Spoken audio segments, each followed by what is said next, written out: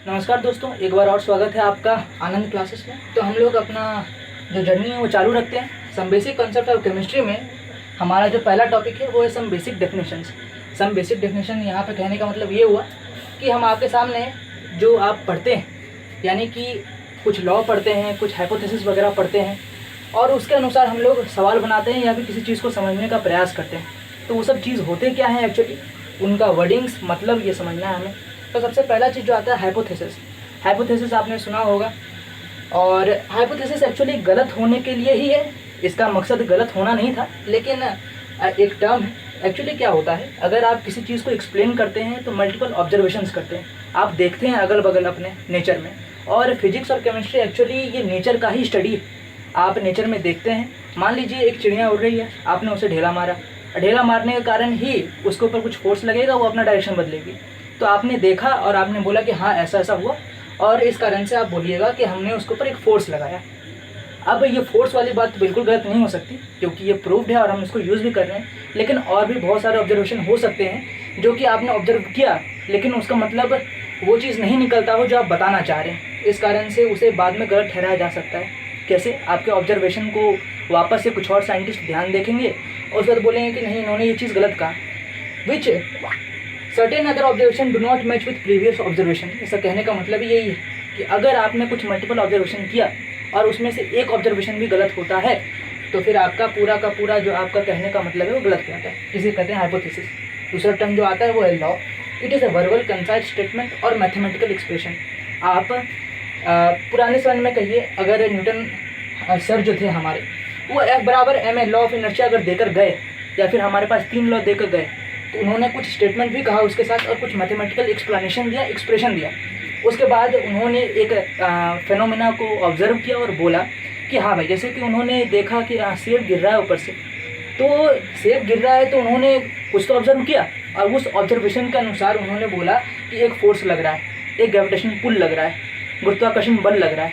तब जाके उन्होंने कहा कि हाँ, ग्रेविटेशनल लॉज एग्जिस्ट करते हैं, और उसका प्रूफ भी है और हम लोग उसको यूज़ करते हैं। इसे लॉ कहते हैं। अब मान लीजिए आपने ही कुछ स्टेटमेंट कहे और वो स्टेटमेंट में कुछ ऑब्जर्वेशन गलत निकलते हैं या आगे जाके गलत साबित होते हैं, तो लॉ होते हुए भी वो गलत हो सकता है। इसके भी गलत होने के चांसेस है। इसका मतलब ये नहीं कि आगे चल के F = ma गलत हो जाएगा।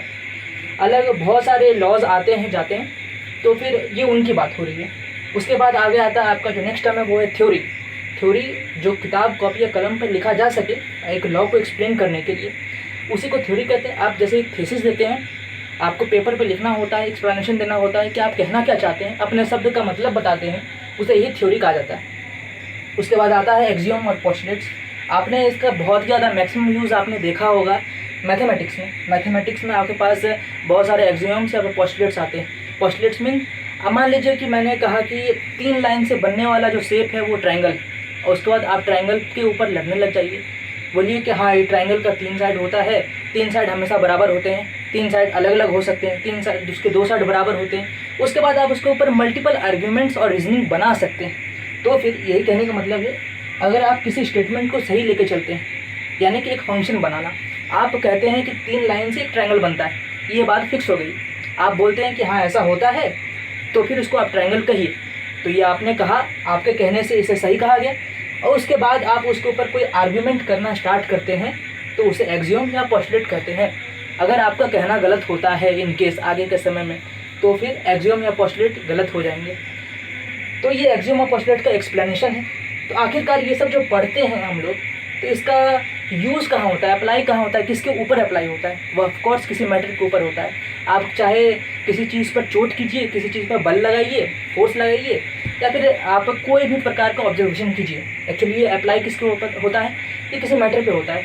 मैटर का मतलब ये हुआ जिसके पास, जो कि एक जगह छेदता हो, यानी कि जगह रखता। जैसे कि एक कुर्सी ही हमारे सामने है, तो वो कुर्सी अगर है तो आप ये कहिए कि कुर्सी एक जगह लेकर रखा हुआ है, तो वो एक तरह का मैटर हुआ। मैटर के अलग अलग स्टेट्स हो सकते हैं, ठीक, गैसेस स्टेट, आपका सॉलिड स्टेट, और उसके बाद लिक्विड स्टेट। इसके बाद आपका Bose Einstein condensate, plasma state, ये वगैरह वगैरह आता है।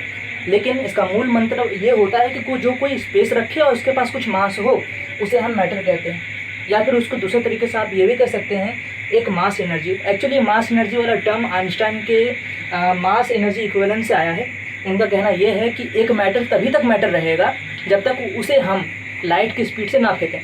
अगर मान लीजिए कि आप किसी एम ऑब्जेक्ट को लाइट की स्पीड से फेंकते हैं तो वो मैटर नहीं रहेगा, यानी कोई जगह नहीं छकेगा, वो एक्चुअली एनर्जी में कन्वर्ट हो जाएगा और आप एनर्जी को छू नहीं सकते, आप एनर्जी को फील कर सकते हैं। यानी कि अगर हम किसी चीज़ पर चोट करते हैं तो वो चोट करने से आप उसे फील कर सकते हैं। यानी कि आप ये ऐसा नहीं है कि जो चोट किए, जो फोर्स लिए, वो फोर्स कोई जगह छेक रहा हो, ऐसा कुछ नहीं होता है।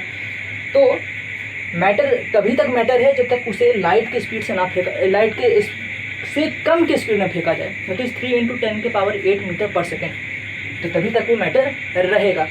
तो फिर ये सारे के सारे लॉज वगैरह जो हम लोग पढ़ते हैं, लॉ थ्योरी, और इसके ऊपर जो सवाल करते हैं, ये एक्चुअल में फंक्शन है, हमारा बनाया हुआ चीज़ें हैं, हम लोग ऑब्जर्व करते हैं, वो चीज़ आपके सामने रखते हैं और वो सब चीज़ अप्लाई होता है मैटर के ऊपर। तो फिर हम लोग फर्दर इसके आगे पढ़ेंगे, वो है सम बेसिक लॉज, और वो लॉज जो होता है जो एक्चुअली केमिस्ट्री को गवर्न करता है। आज से आप 11 या 12 तक आप जो भी केमिस्ट्री पढ़िएगा वो एक्चुअली इन 3 या 4 लॉज के ऊपर गवर्न होता है, जो ये 3 या 4 साइंटिस्ट के द्वारा दिया गया था। तो फिर हम उसके बारे में चर्चा करेंगे अपने आगे वाले वीडियोज़ में, तो हमारे साथ बने रहिए। धन्यवाद।